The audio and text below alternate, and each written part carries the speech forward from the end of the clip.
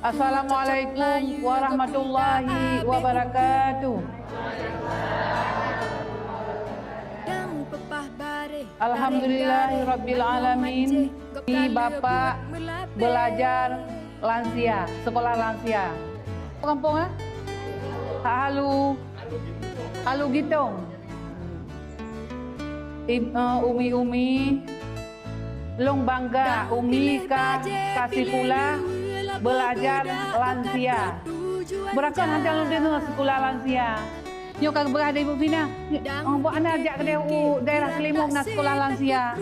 Umi, kenapa dulu sekolah lansia? Nyok baru pun urayo. Si Minggu pada enggak? Analog, urayo pun di sini.